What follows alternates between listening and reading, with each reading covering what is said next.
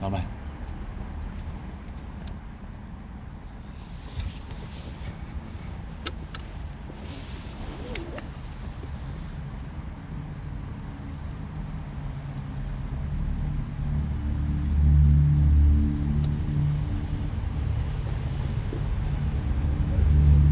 你知道吗？我真的很爱你。对不起。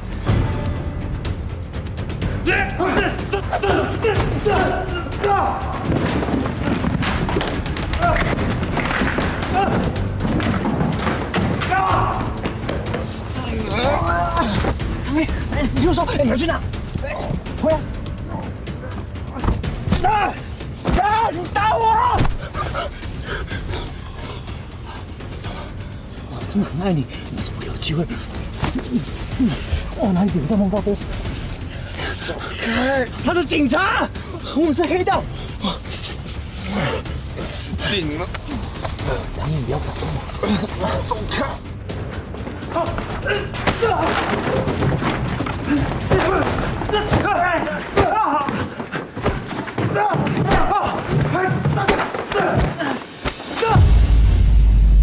开！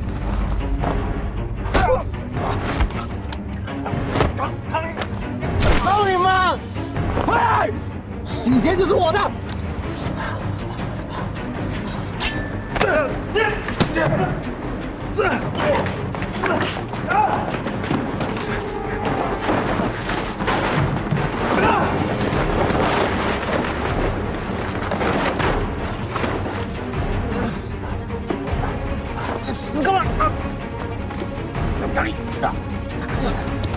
放手！放手！干嘛？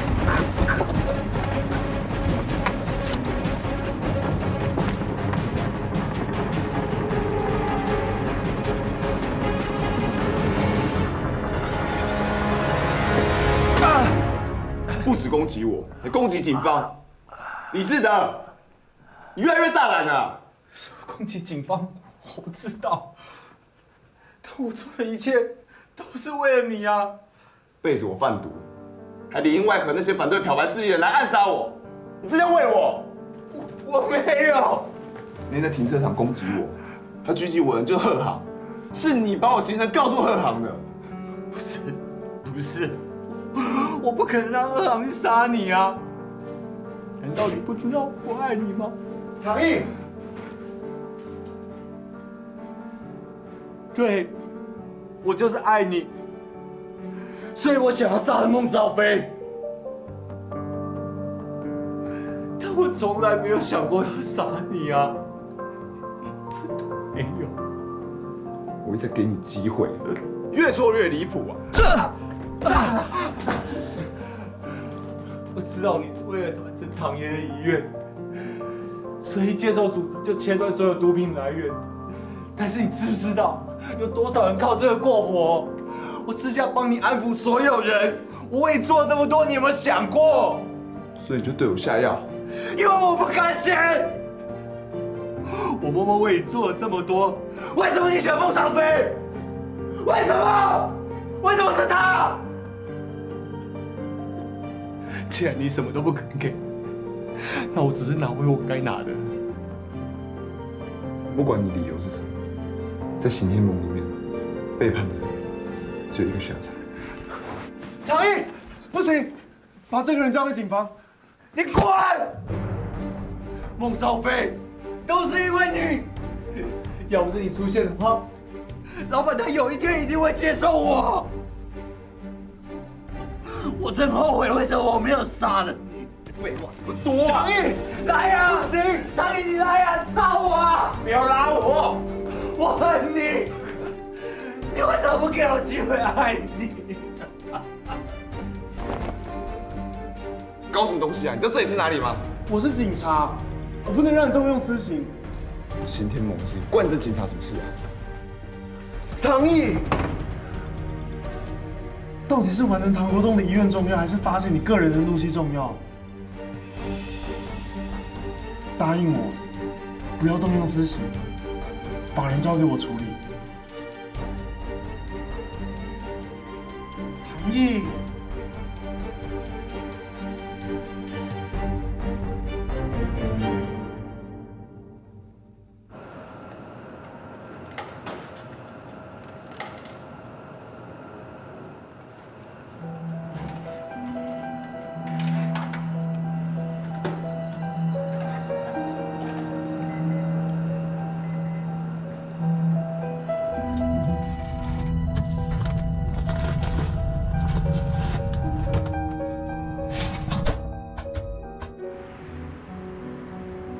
你要我出国？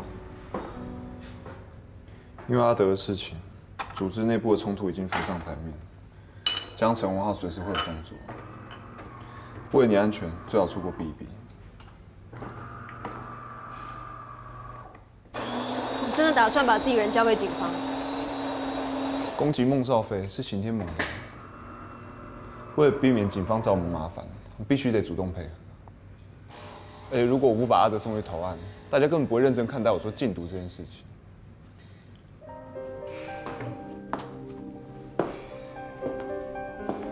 你在打算什么？清理门户，准备正面冲突？我不会冲动的，我会谨慎处理。你不在我才能放心啊。但是我不放心你啊，我怎么可能这个时候留你一个人面对啊？小姐，老板希望你出国。我有自己的打算。自从唐爷离开以后，我们一起撑过多少难关？怎么可能现在你一句话要我走，我就走？唐毅，算我求求你，让我留下来好不好？我真的没有办法接受任何失去你的可能。红叶，你是我最重要的人，也是我最大的弱点。只有你安全了，我才能放心啊。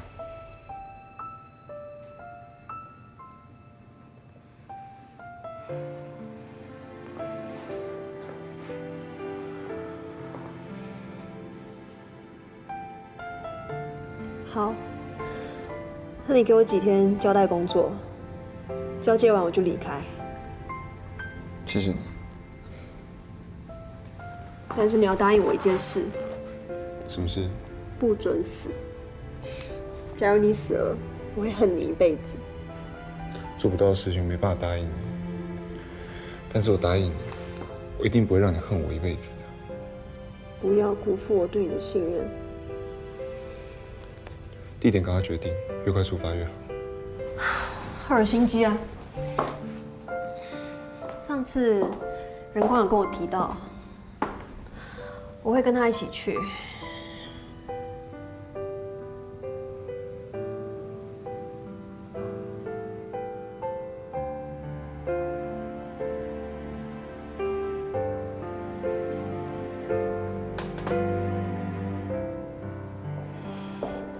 去赫尔辛基的机票只要买1张，我自己去就好。小姐，你是认真的吗？我是认真的，所以我既然已经选择要放手，那你也放手让我一个人走吧。小姐，我答应过唐爷，我要照顾小姐，照顾小姐。够了，真的是够了。小姐，请你让我留在你身边，我是绝对不会离开你的。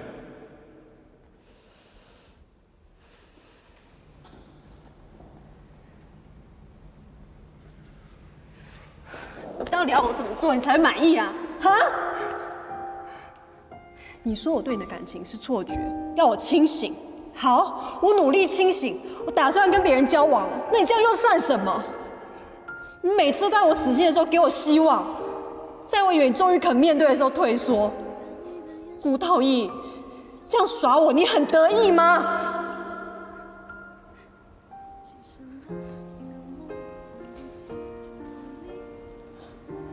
我是真的放弃了，所以这次我会坚持到最后。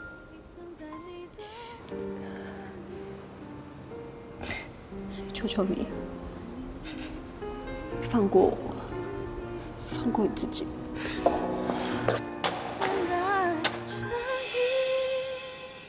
你不要放手，我不要放手，你放手啊！不要放开我，放开我！走，放手。谁的提醒都没办法叫醒在挣扎里沉溺。我以为我可以永远拒绝你的喜欢，但是我发现越来越困难。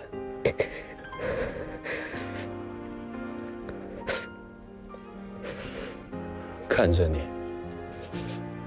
无视你的喜欢，然后我还要说出拒绝你的话，我也很难受。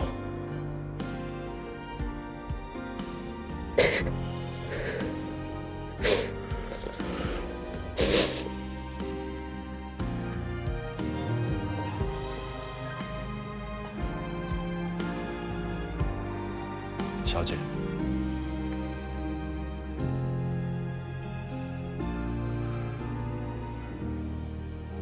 我们两个年纪差了不少，然后我又只是你的助理，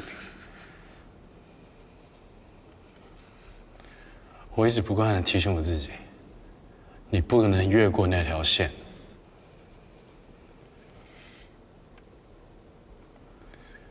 因为我知道，你一定会遇到一个配得上你的男人。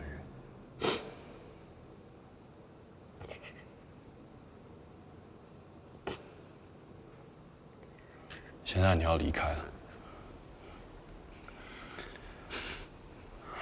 我却放不了手。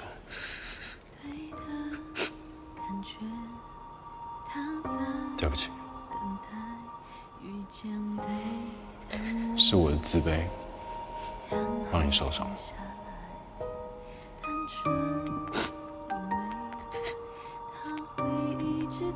红叶，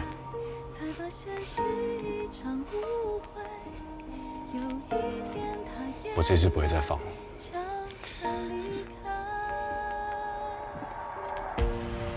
我爱你，我一直都爱你。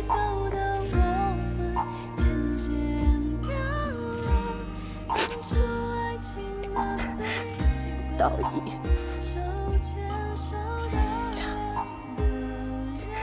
你这样子在耍我，我一定会杀你，我一定会杀死你。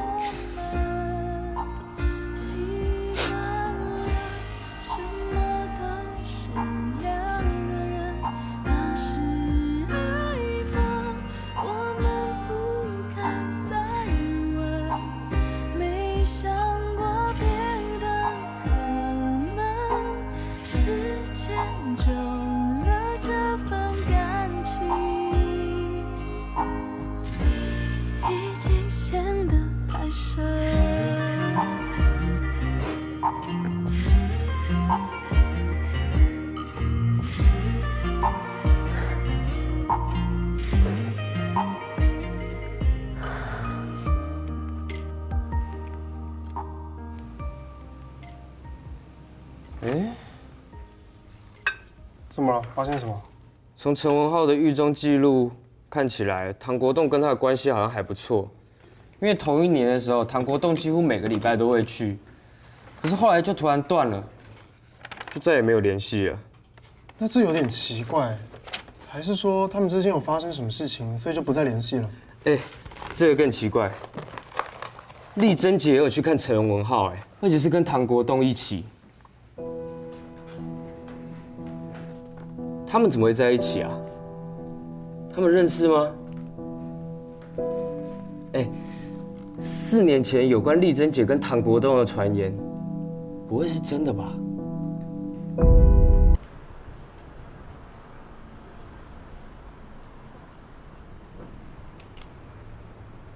陈浩，进上。原本还担心唐老板会不会答应要来，却又出尔反尔不出现。结果没想到，不但来赴约，还只带了一个小兄弟啊！年轻人有胆识。小兄弟，我们只是喝喝茶、聊聊天，放松一点。来跟晋赏喝茶聊天，带那么多人干嘛？还说我必须防着晋赏，在背地里对我做些什么？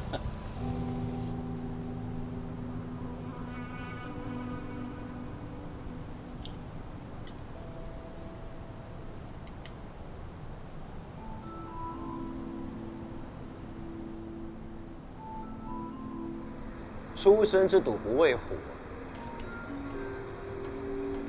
小老弟，我在你这个年纪的时候，一样是天不怕地不怕，出来混，总觉得靠义气就可以行走江湖。但义气害我蹲了24年的苦了。义气是什么？是屁呀！后来我就想清楚了，反正出来混，应该做什么就做什么，谁都不要挡谁的财路，这才叫做义气，对吧？是啊，晋赏说的真有道理。这世代讲的义气，该做什么就做什么。那些买通别人手下，指使他们去做一些对不起自己兄弟的事，这叫做假君子真小人。要这话传出去，恐怕会让道上所有兄弟不齿。谁不防着这样的小人？你说是吧，晋赏？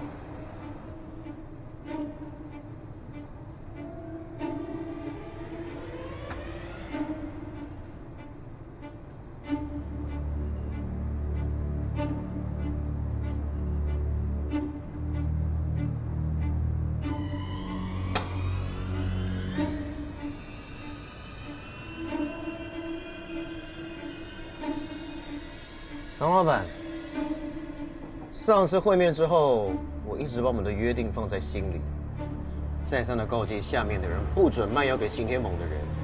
从那之后，没有一包药卖到刑天猛的手上。唐老板，应该要感觉到我们的诚意吧？有啊，自从上次会面之后，你们刑天盟再也没有收到任何一包晋赏的货。是啊，我们的确遵守了承诺。可是很奇怪，还是一直有人挑我们的底线，向警察告密，光上个月就有3艘船的货被抄，这让我不得不怀疑，是不是我们做的还不够多啊？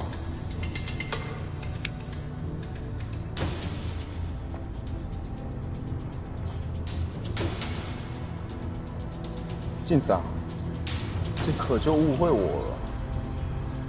如果晋赏有需要，我可以请下面去查查，到底是谁这么不给晋赏面子。好，那就麻烦你了。如果查到了，帮我带个话，就说我陈文浩向来就是有恩报恩、有仇报仇的人，敢在我头上动土，那就是明招对干了。就不要怪我不客气了啊。没问题，一定帮你把话带到。做过什么事情，做的自己心里有数。就算别人不说，也该做好随时准备偿还的心理准备。那我就先谢谢唐老弟了。我这个人呐，什么没有，就最有耐性了。毕竟我蹲了24年苦牢嘛。君子报仇3年不晚，该报的仇，不管过多久，我都不会忘记。不知道唐老弟跟我是不是一样的人？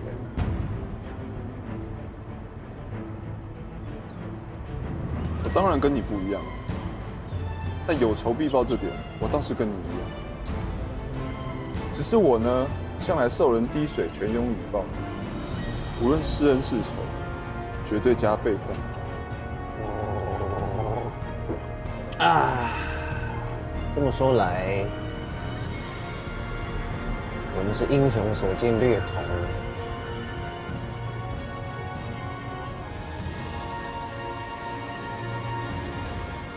小王啊，跟你介绍一下啊，陈大哥，这位是唐老板，不要看他年纪轻轻的，他是英雄出少年。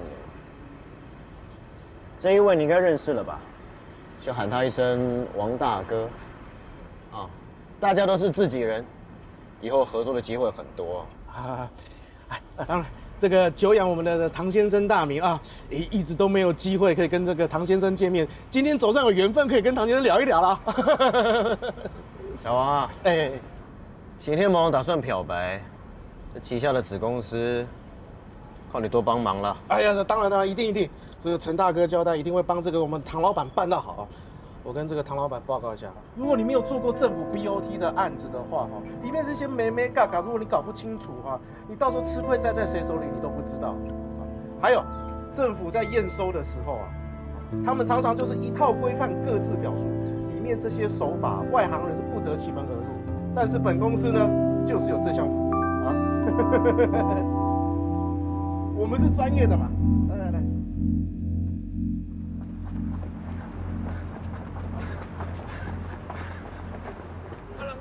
过来，这边。你们看完这了。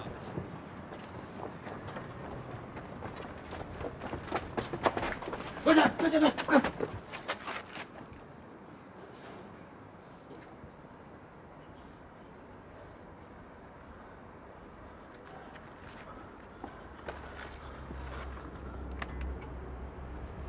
我跟你讲啊，要是弄到回头来的话，我挡着，你先跑。你他妈成什么英雄？要么一起打，要么一起走，再不然就不然呢？一起被打，不然呢？靠腰啊！还以为你有什么好方法一起逃走哎。伤还好吧？很深呢。哎呀，别戏呀，做纪念啊。这样子哦，想让你知道你欠我多少。OK。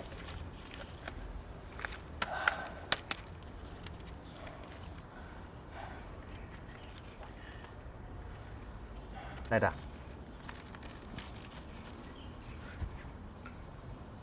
没带。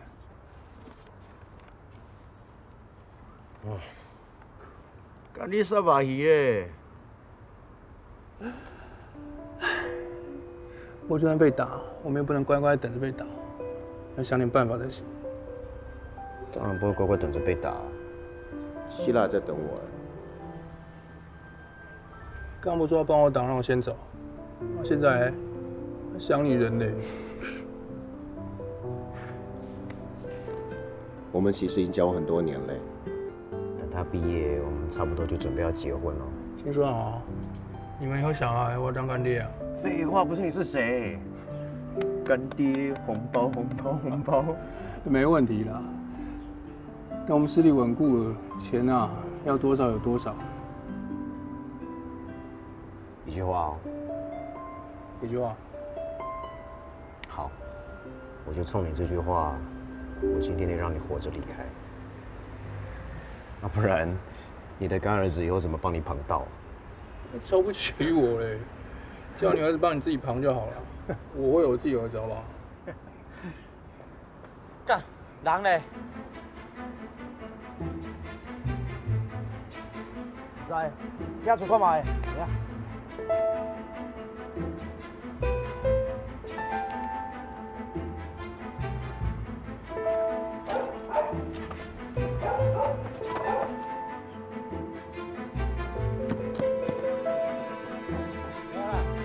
招待啊！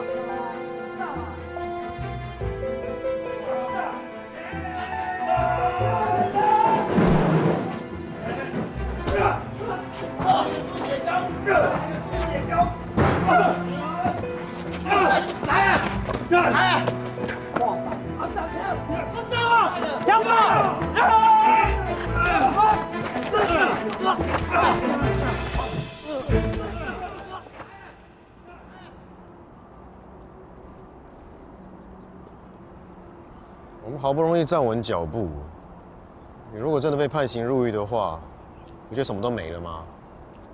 我们现在实力比不上四合会，不给个交代，新天盟就玩完了。你要是真的进去蹲了，新天盟才真的玩完了嘞。文浩，我去。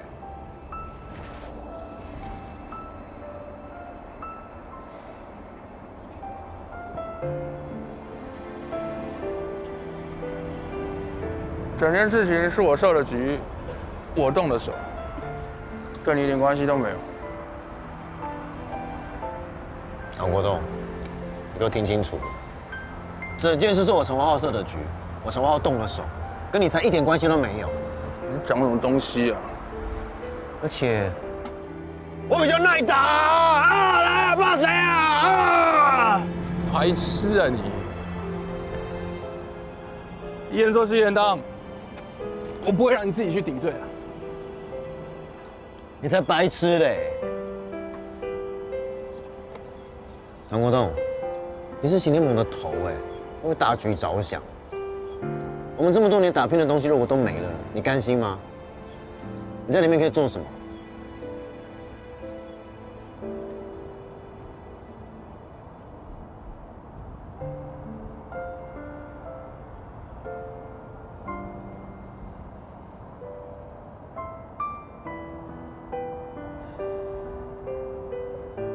帮我照顾他，不可以让他知道。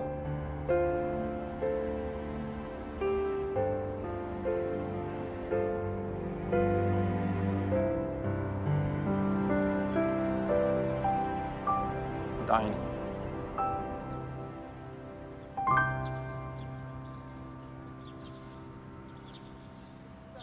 弄些民生，搞个基金会，我们公司有时候一条龙服务的。唐老板，有任何需要随时 call 我，好不好？有需要一厅长。谢谢。厅长，今天就先到这了。小王，送一下唐老板。好的，来，唐老板这边走。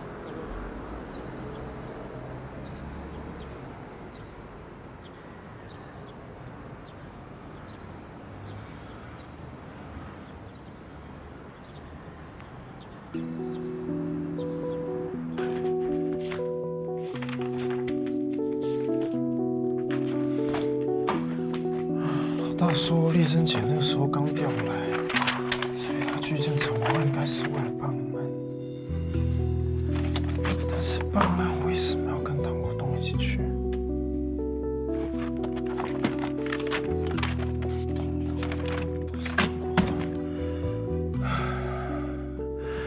丽珍姐靠近唐国栋，查缉行动失败，绝对不是丽珍姐。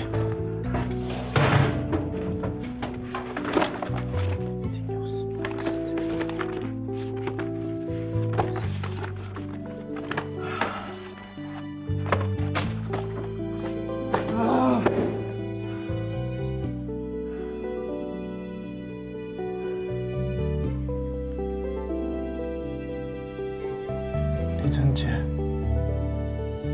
你真的一直和唐国栋有联络吗？你跟他一起被枪杀，到底是为什么啊？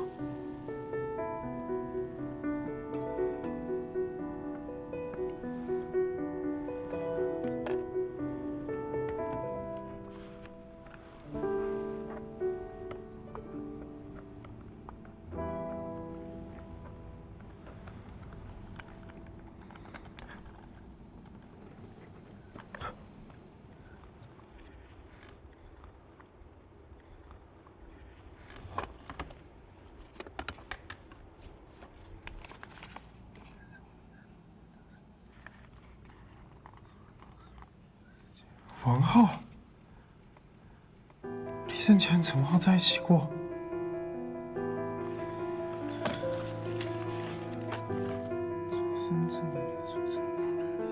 李正杰有小孩。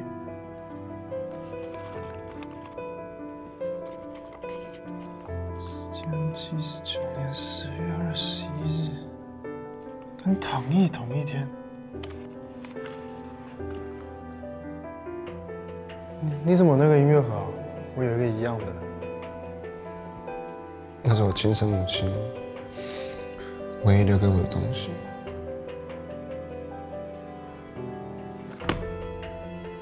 不会这么巧吧？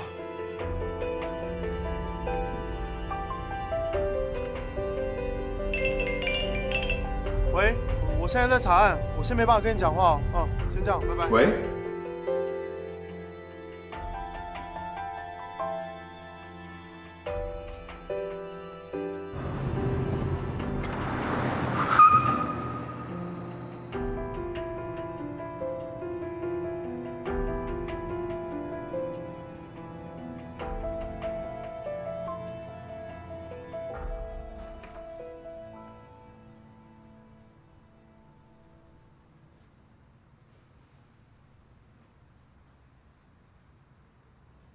拨的电话关机中，请稍后再拨。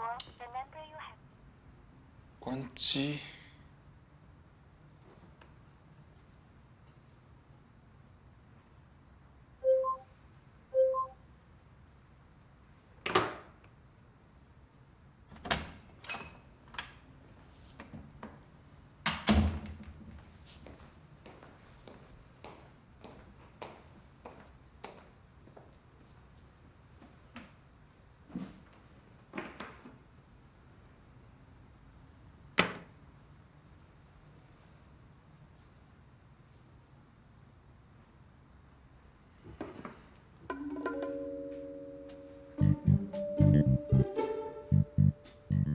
您所拨的电话关机中。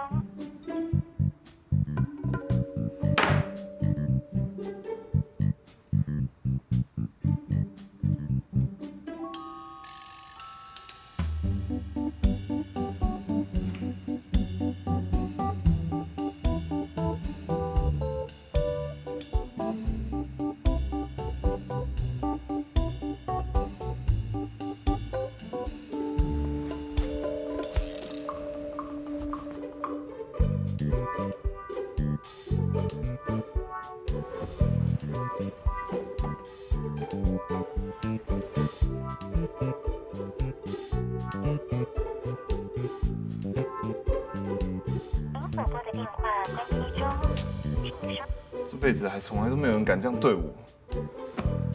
你有种就永远都不要回我电话，不要回我讯息。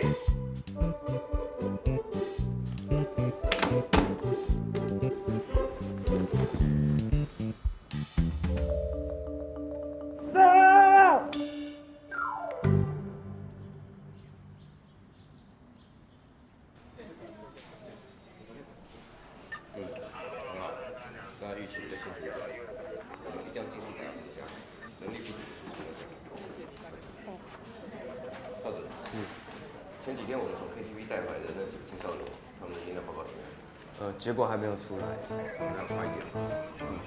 这几天一定要结果。OK， 不能再拖了。开始吧。唐毅，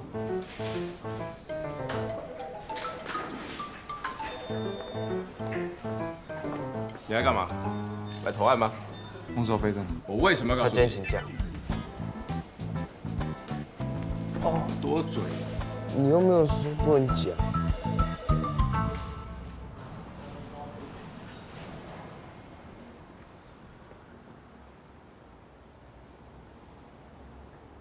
您所拨的电话关机中，请稍。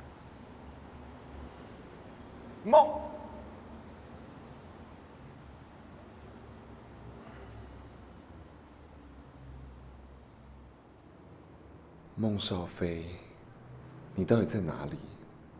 你为什么不接我电话？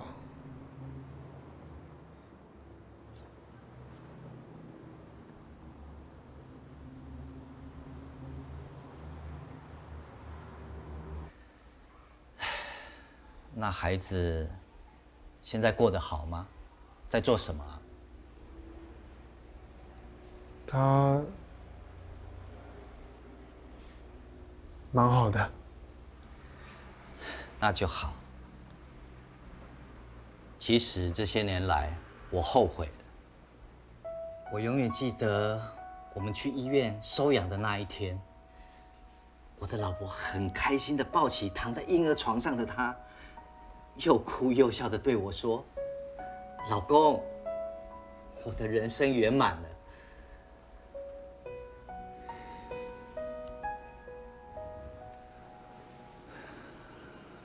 其实我不想领养小孩，但是为了老婆，我愿意接受。只是没想到，没过几年，我老婆就走了。我老婆过世后，我没有把自己的情绪整理好。我每次想到她，就会想到我和老婆没有自己亲生的孩子。人生有一种遗憾，就是无论你怎么样的努力，都没有办法弥补的。就好像他的存在，再天天提醒我这个缺憾。伯父，我想，伯母最后那几年，也许就是因为有了唐毅，才会感到圆满幸福，满足了她当母亲的愿望。也是因为您同意收养，伯母最后的时光才能够在幸福中度过啊。如果您当时不同意的话，那伯母岂不是要在遗憾中离开人世了吗？我想，也许对伯母来说，是不是亲生的并不是那么重要的。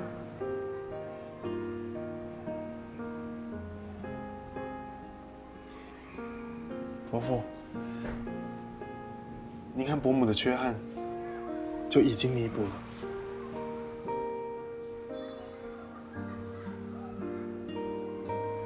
少飞，你已经消失一整天了，你不接我电话没有关系，你至少传个讯息，让我知道你平安嘛，好吗？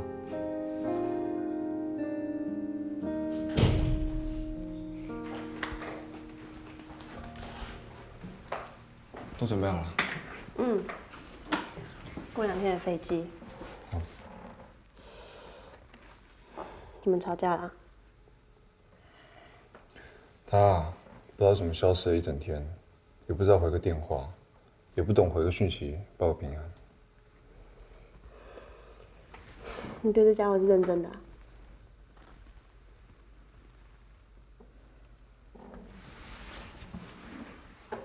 我知道你担心我们的身份，我也知道你不希望我选择一条更困难的路。可是，在爱情里头，没人陪你走那一条，才是最难走的路。我现在不是一个人了。知道。我也曾经以为，只要2个人互相喜欢，就可以被称作是爱情。但其实还要找到在一起的证据，知道应该要把对方摆在什么位置。唐毅，我们是家人，可以知道什么能让你快乐，就是再好不过的开始了。你也是啊，我们都不需要别人口中的完美爱情，只要能够牵着另一半的手走下去，那就幸福了。好啦，反正现在可以保护你的人越来越少，但是想对付你的人越来越多，所以那个半个朋友可以保护你，我就安心了。不用担心我了，担心好你自己。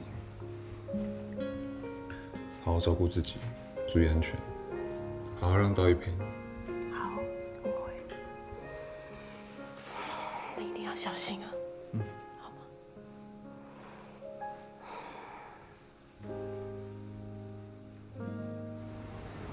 要请我吃午餐。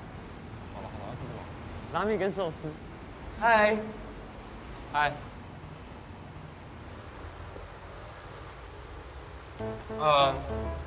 我今天可能不能请你嘞。好。我先走了哦。拜拜，拜拜。不好意思啊，就让你自己一个人吃饭。我的便当吗？我太难过了，这么多天不见，你居然不关心我，只关心便当。我知道你过得很好，不用问。你又知道？你是那种到哪里都可以过得很好的人。哎呦，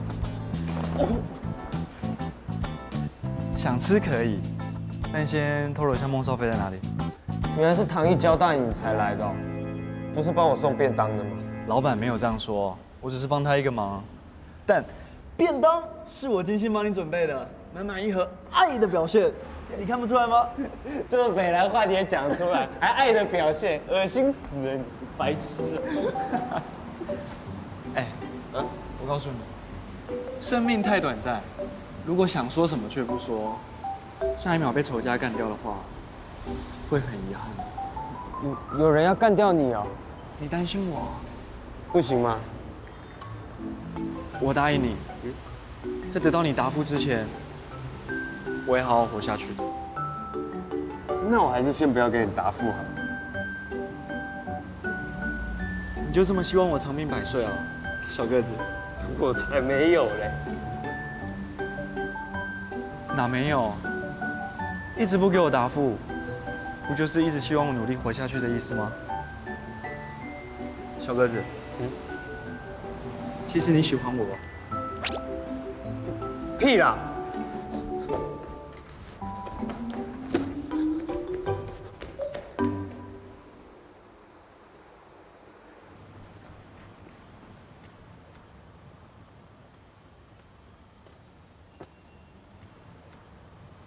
陈爷有请。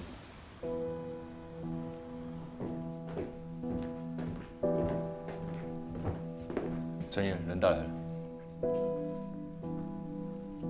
陈爷，走。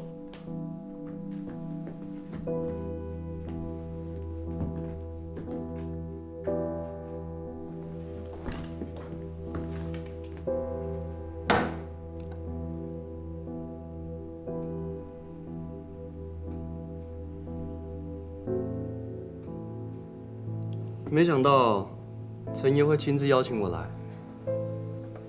能够招待像你这样的人才，小小心意算得了什么？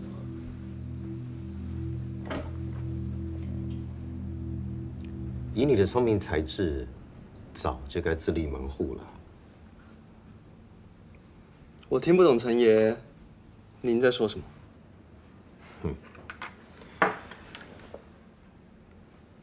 不顾道义，随便就把底下的人交给警方，这样子的人值得跟吗？你不怕变成第二个李志德？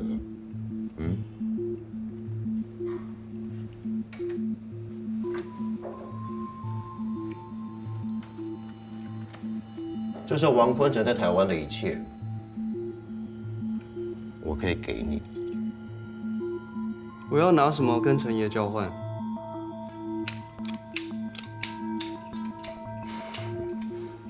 不用动刀了，很简单。我要掌握秦天盟跟世海所有的资金流向，还有往来顾客名单，越详细越好。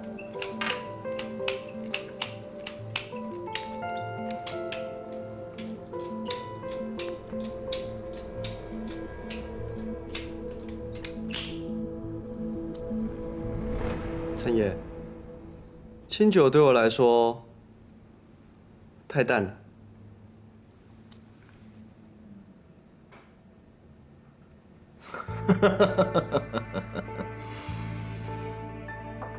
够贱，我欣赏。像你这么聪明的人，困在这么小的地方太可惜了。不如我们就直接来谈谈柬埔寨吧。你说你没事那么会煮东西干嘛？哎，赵志刚，你怎么在这里啊？不是跟俊儿要出去吃饭吗？哦，你干嘛？哇，这是爱心便当吧？哦，朋友送的啦。女朋友哦，那脸干嘛那么红？哪有什么女朋友啊？哎呦，你不要害羞啦。有人愿意为你洗手做羹汤，是件很幸福的事情，真的很幸福。你有女朋友啦？老大，不是你想那样啊！哇，不得了啦啊！你看看你这个德性，也有人要。哎，是哪个女孩子这么善良啊？我哪有你讲的那么糟糕啊？糟了糟了！警方那边说李志德死了啊？李志德死了？怎么回事啊？细节我也不知道，我只知道检座现在积极调查中。这前几天你们在帮李志德做笔录的时候，他有什么异样吗？没有啊，没有什么问题啊，只是他一直不说话，还好有阿志哥才可以问出一点事情来。阿志，阿志也在。对啊，因为他真的很难缠嘛。阿志哥说他可以协助我们。哎，老大，老大。李志德的事是不是你干的？我不懂你在说什么。人是在地检挂掉的，关我屁事啊！我没有说他死了，要不是你干的，你怎么会知道？而且连他在哪里死的，你都知道。你是不是怕他把你抖出来，所以杀了灭口？我当然怕他把我抖出来。老大，我不怕呀。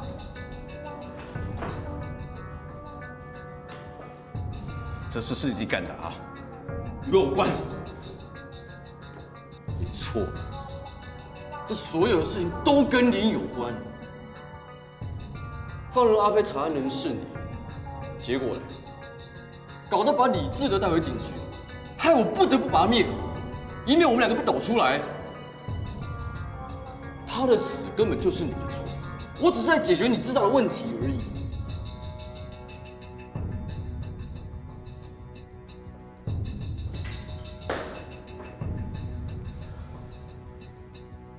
4年前，你看着所有的事情发生，一句话都不说，甚至收钱帮忙掩盖。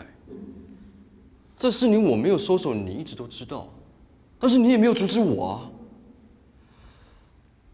放任手下倒卖查获的毒品，你说跟你没有关系啊？你根本就是共犯！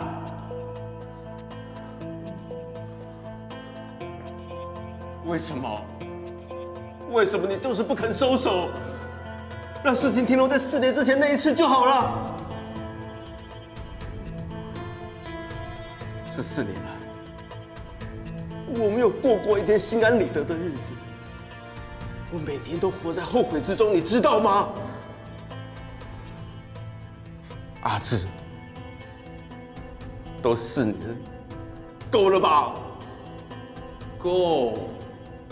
当刑警那么一点点薪水塞塞牙缝刚刚好，还能够去应付那些讨债的，怎么够啊？老大，收了钱，手就是脏的。同在一条船的人根本没有分别。再说了，你女儿小雅能够活着，开开心心筹备婚礼，靠的也是当年那笔钱啊。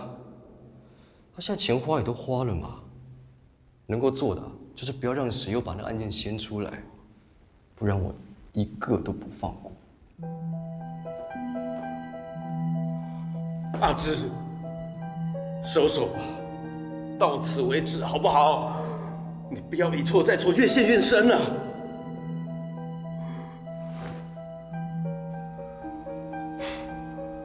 老大，你放心，这个事情我做得非常隐秘，只有你不说，我不说，这个案子过段时间查不出什么东西，也就过了，没事啊。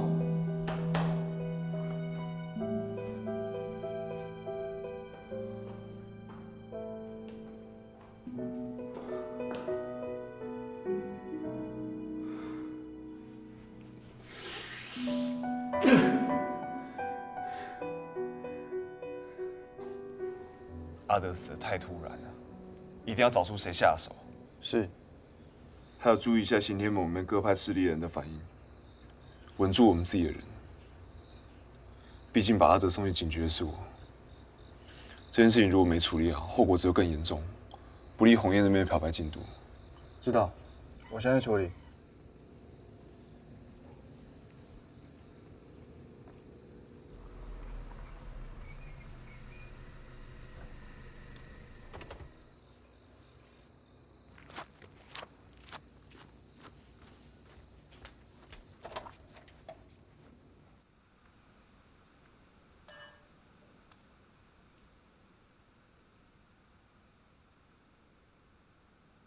你有种就永远都不要回我电话，不要回我碎信。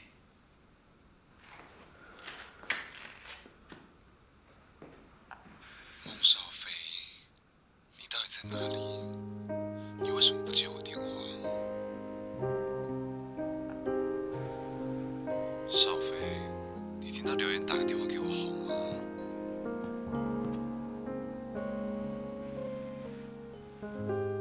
少飞，你已经消失1整天了，你不接我电话没有关系，你只要传个讯息，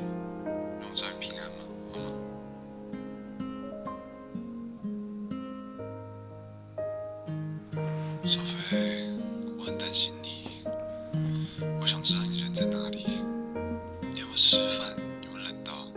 你可以给我电话吗？我想听到你的声音，我才能安心吗？你打了59通电话给我，还有15个留言，你很担心我哦？我还以为孟警官人间蒸发了。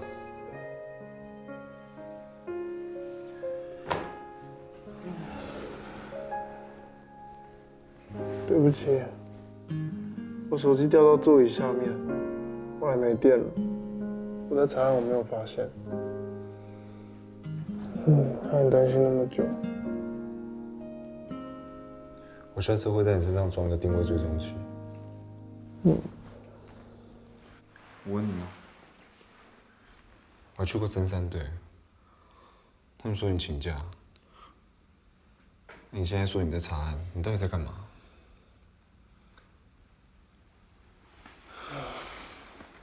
怎么了？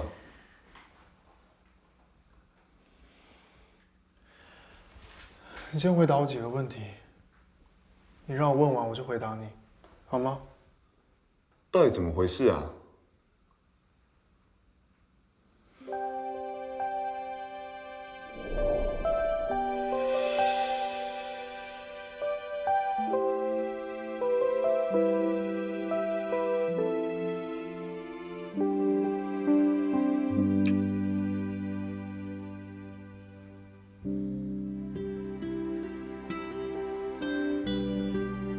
你先不要生气，这是听我的，很重要。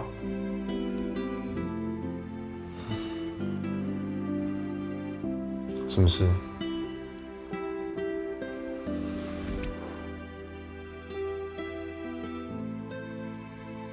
你记得你养父母的名字吗？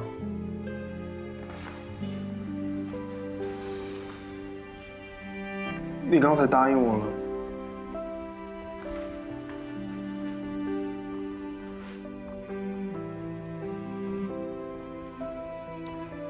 何如玉、李守信。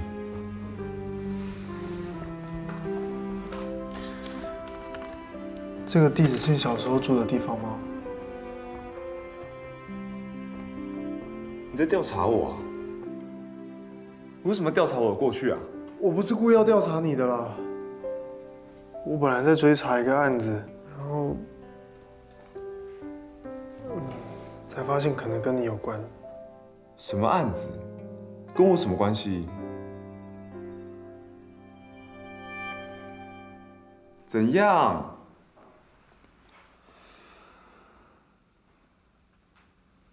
唐毅，我跟你说，我找到。喂。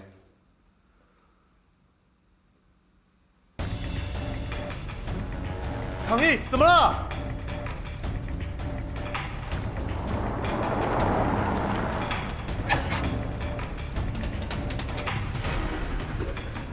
唐毅，唐毅，唐毅，唐毅，唐毅，唐毅，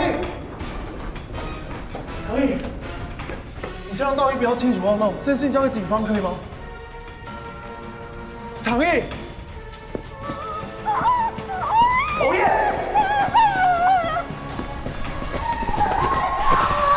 再给我放他！你来晚了，我们等你很久了。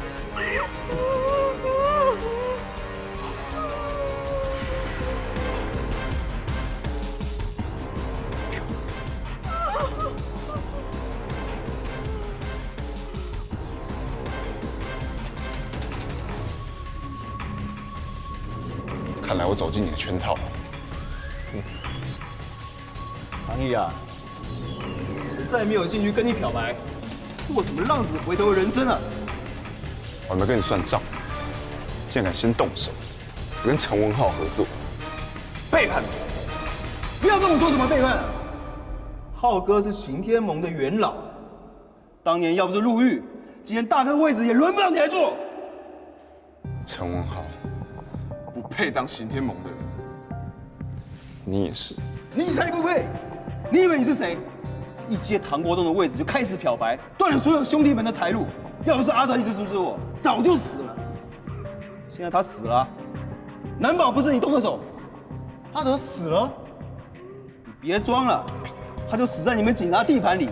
不要说你没有帮唐一把，你一个警察跟黑道勾搭在一起，你们两个私底下那些见不得光的事情啊，不要以为我们大家都不知道。在讲什么？干什么嘞？不要对客人不礼貌。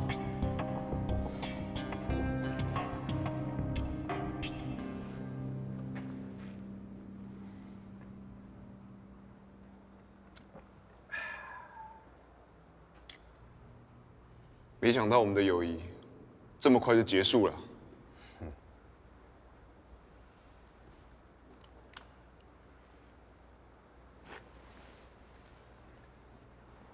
哎呀，真可惜啊，唐老弟，我算是很欣赏你，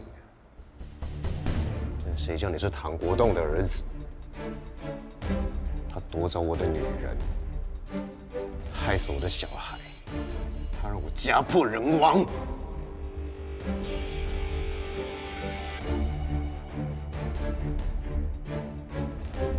这里这么多把枪，看来我今天是逃不掉了。但我就算死，也要拉个垫背啊！